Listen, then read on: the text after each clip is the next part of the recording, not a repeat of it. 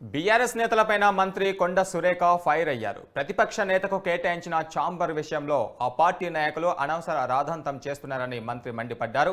గత బీఆర్ఎస్ ప్రభుత్వం చేసిన అన్ని తప్పులను సరిదిద్దుతున్నామని అంటున్న మంత్రి కొండ సురేఖతో మా ప్రతినిధి రాజు ఫేస్ టు ఫేస్.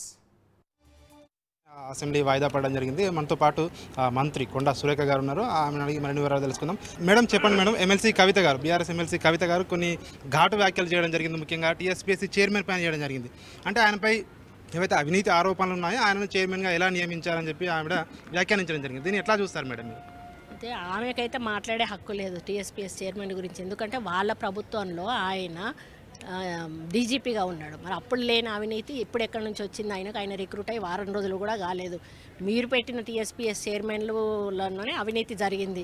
ఇప్పుడు ఈయన నియమించడంతో ఆమెలో ఉన్నటువంటి ఆమె గతంలో చేసినటువంటి దొంగతనాలు ఏమైనా బయటపడతాయి టీఎస్పీఎస్లో అని భయపడుతున్నట్టుంది.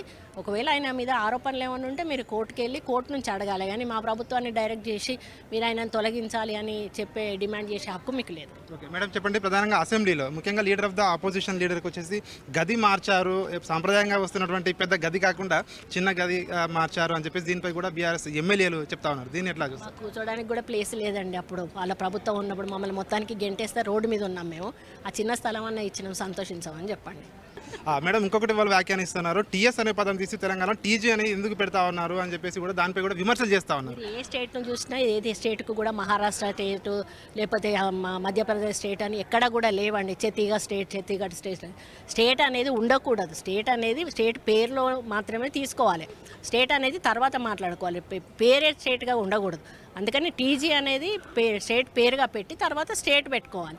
కాబట్టి అది తప్పు ఉంది కాబట్టి దాన్ని సరి చేయడానికి మేము నిర్ణయం తీసుకున్నాం. మేడం చెప్పండి, ప్రధానంగా 6 గ్యారంటీలు ఎప్పటిలోగా అమలయ్యే అవకాశం కూడా కనిపిస్తా ఉందని 100 రోజుల్లో అని చెప్పాము. ఇప్పటికే 2 చేసాము. ఇంకొక వారం 10 రోజుల్లో ఇంకొక 2 చేయబోతా ఉన్నాం. అదే పద్ధతిలో మిగతావి కూడా వీలైనంత తొందరలో అందరికీ కూడా అందిస్తాం.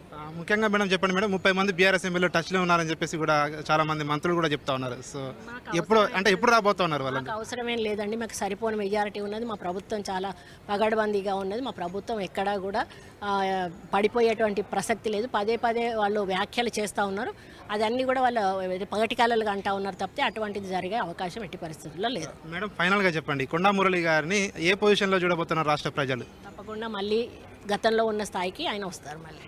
సో ఇది మంత్రి కొండా సురేఖ చెప్తా ఉన్నారు. ఖచ్చితంగా బీఆర్ఎస్ ఎమ్మెల్సీ ఏదైతే కవిత వ్యాఖ్యానం చేసిందో టీఎస్పీఎస్సీ చైర్మన్పై అవినీతి ఆరోపణలు ఉన్నాయని చెప్పేసి వ్యాఖ్యానించడం జరిగిందో, ఇప్పుడు ఆమెకు అవినీతి గుర్తొచ్చిందా? ఇన్ని సంవత్సరాలు కూడా గత ప్రభుత్వమే కదా ఆయన డీజీపీ చేసిందని చెప్పి కూడా ఘాటు వ్యాఖ్యలు చేయడం జరిగింది. అదేవిధంగా కొండా మురళిని కూడా రాబోయే రోజుల్లోనే మంచి ఉన్నత స్థానంలో కూడా రాష్ట్ర ప్రజానికం చూడబోతా ఉన్నారని చెప్పి కూడా చెప్తా ఉన్న పరిస్థితి కనిపిస్తూ ఉంది. Camera person నోమన్తో